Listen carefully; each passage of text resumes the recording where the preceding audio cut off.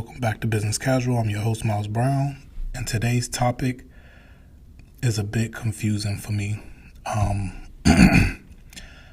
It sucks to make this post because I lost a worker that had been with me for about a year and a half, and I normally hire people that are a bit older, but there were some glaring issues that we kept getting from this worker, and no matter how many talks I had with them, the writing was on the wall that we were getting close to termination. The quality of the work started to go down. The complaints from the employees started to go up. The issues just started to pile and pile and pile. And because I truly liked the person as a person, I gave them more chances than I probably would have someone who rubbed me the wrong way, to be honest. And towards the end, right when I knew we were at the end, I had a huge premonition that this person was going to leave me high and dry, because you can kind of hear and tell how people are when it's like quiet quitting. Somebody is racking up complaints, telling you in your face that they're going to do this, that, and the third, but then things keep persisting. And because this person was younger, I'm like, dang, I really want to explain to them that this is a bad idea to mess this situation up. But there was nothing I could do to convince this person that the road they were heading down was fired. And when I let them go, the thing that I understood in that moment was that this position is highly sought after. It's an amazing schedule. It's great money for the schedule. And it'd be very, very hard to replace this income in short notice if they don't have some type of work lined up. And just like my suspicions told me, I put a job posting up the same day that the person kind of cued me in that they were checking out. Within the first hour, I had 10, 15 people call. It's been maybe 3 days, and I've gotten an email every single hour ever since I put the job posting up of people saying that I'll take less money. I just want that schedule. I'll do this. I'll do that. And I'm just like, wow. Some people don't know what they got until it's gone. And when you're in a position in business, when you have built your company to a place where you have employees, you're going to notice that a lot of people take you for granted. You could, and this is why I try to tell people that entrepreneurship isn't for everybody. You can put food on somebody's table for a year straight, help their family, write letters to landlords, do all of these different things to help prove their income, validate their character and credibility. And you as the boss, if you change one policy that doesn't benefit them or hits them in any type of way, it can create an issue where you're just like, where the employee's like, I hate you. And it's so shocking to build a company and allow somebody in to eat from your table, and for that person to smile in your face but then actually hate you or despise you or think you're greedy or think you're trying to take advantage of them in some type of way, when in reality the employee has become extremely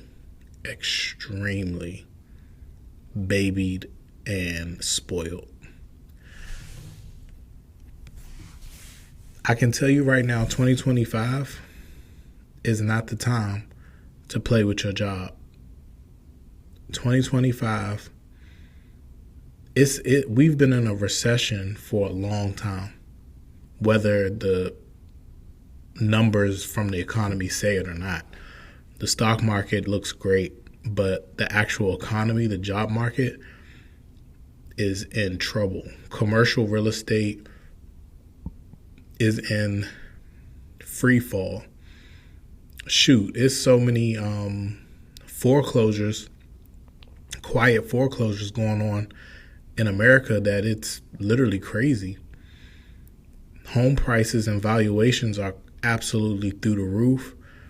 Insurances are going up. The price of food is crazy. And the leverage that the boss has, the person who owns the job that you want to work at, is in a highly leveraged position right now. And for those of you who have a good boss, have someone who's looking out for you, have someone who bends over backwards to make sure that you're taken care of, please, for the life of me, treat the person with respect. You know, even if you don't like that person, have some respect for the fact that the job, if they're a good boss, you know, if they're not actually taking advantage of you or anything like that. And I know it's easy to hate the boss. Easy. I've been dealing with it for 15 years. People resent you.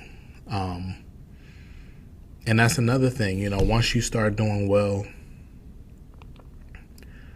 one of the main things that I stopped doing, and some people are like, oh, you a fool for this. But it just, you kind of understand the mind of people who have a little bit of something where they don't want to show up looking like they have anything, because it doesn't incentivize the people who work for you to do better. It actually breeds a lot of bitterness. There's like 10% of people who see you doing well and think, that could be me. I like that. The vast majority, the 90%, I would say maybe 20% of those people, 10% are going to be inspired by it, 10% or less. 20% are going to probably not care. And the rest are probably going to resent you or feel like, man, I ain't doing nothing extra. He already doing well. He already getting money. He already, I work for him. What am I about to do? And it's funny because the day you give somebody a job, they're very happy, excited. They got some new money. But as they work for you, one or two things happen. They're very appreciative. I have workers who are very appreciative, been with me 5-6 years. It's all love. We good. But then there's other employees who they smile, but the eyes tell a different story. And I would hope that I could tell people who want to get into owning a business that this would get better. But for 15 years, there's always some people that just have resentment toward you just because you're doing well. And there's some other people who are inspired by you, and there's other people who just don't care. And as a business owner, I would say what I've learned to do is put a bunch of steps in between dealing with me directly. And I see why this happens, why people get secretaries, why they put a chain of command before it gets to the boss, because the more access you have to something, the less you reverence it. Like, it becomes familiar to you. You forget you're talking to your boss. And I've never seen that be a good thing.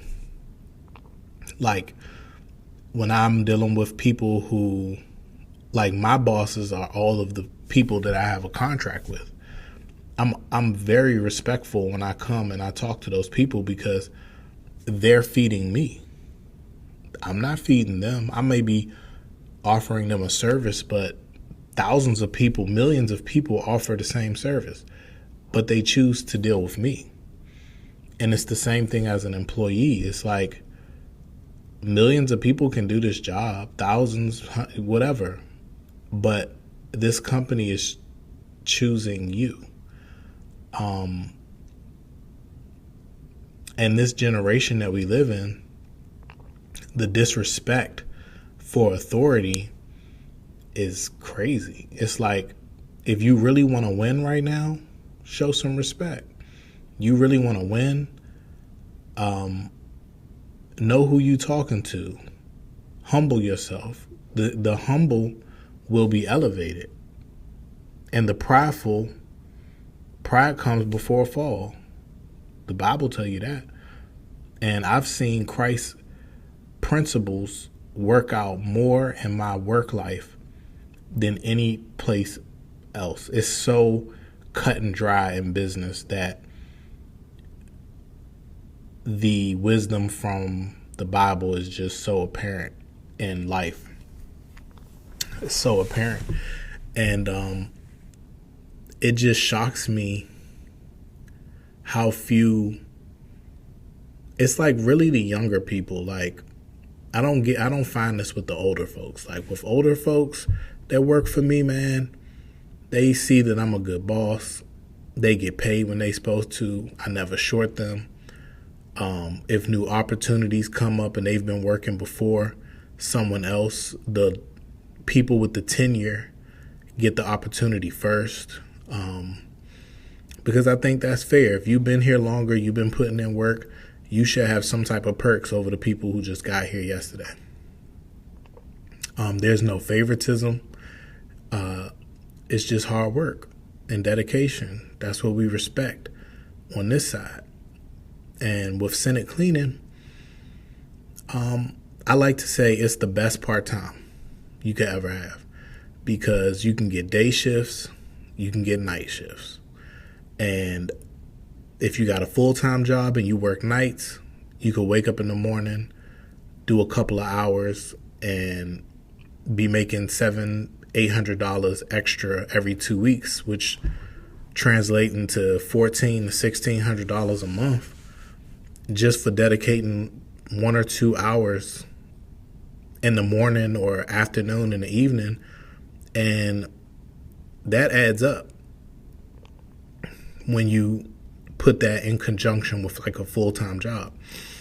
And I know that a lot of people who work for me have been able to, buy new cars, pay off crazy amounts of debt, and you don't got to destroy your car driving Uber or, being in all of these weird situations, dropping off food. And, there are better part-time jobs out there that are more consistent, more stable. and we offer one of the best ones. You'd be surprised how many paralegals and stuff work part-time as a cleaner, just making extra money, or healthcare workers, like all type of fields will throw cleaning in, because it's also one of these jobs where you can put your headphones on. If you come in the evening, there's nobody there, you get the work done, no complaints, in and out, gone. It's just so routine. Like for introverted people, you don't even got to talk to nobody. In, out, do your job, gone. Nobody cares how fast or how slow you take. It's just a beautiful situation, and I'm just thankful to be able to curate those type of opportunities. But when somebody reaches their end with you and they're done, man, it's okay to let these people go. And I made an executive decision to fire them before they cost me a contract, because though it was sad for me to let that person go, it would have been worse for that person to lose the contract, and then they wouldn't care. They would be like, well, lost a job, didn't want to be there anyway, screw it, I don't care. And there's been so many instances where people show you they don't care nothing about your situation or the amount of marketing dollars it takes to bring one new client to the table, the bending over backwards to create retention in a monthly reoccurring service business, and dealing with multiple employees. And a lot of people don't realize, like, your boss ain't just dealing with you and your attitude, dealing with like a ton of people. Like, and it's not just laborers, it's your marketing company, it's product development, it's so many different irons that, like, you just have to show up and do the service or sell the product. But to get to the product being worth buying, there's so much work that has to go in. To get to the service being perfected well enough to ask market rate, your service has to be proven over and time again. And sometimes these employees, they don't care anything about that. And I'm here to be a business owner to come out and tell people, like, as much as these companies ain't loyal to you, once you become an owner, you'll realize these employees ain't loyal to you either. The second you could, like I said, you could put food on somebody's table for years, and you change one policy that they don't like, hate your guts, because it's business, Can't bring too much emotions in it. None, really. And you better listen to your gut. You better listen to your gut, because people are quiet quitting, and they'll let your company sabotage and sink and destroy. And as long as that check clear, they do not care. So you got to put systems in place. You got to pop up unexpectedly. You got to make sure that you're covering all bases. And I want to leave y'all with a proverb. It's Proverb 2. I'm going to start at verse 10. Matter of fact,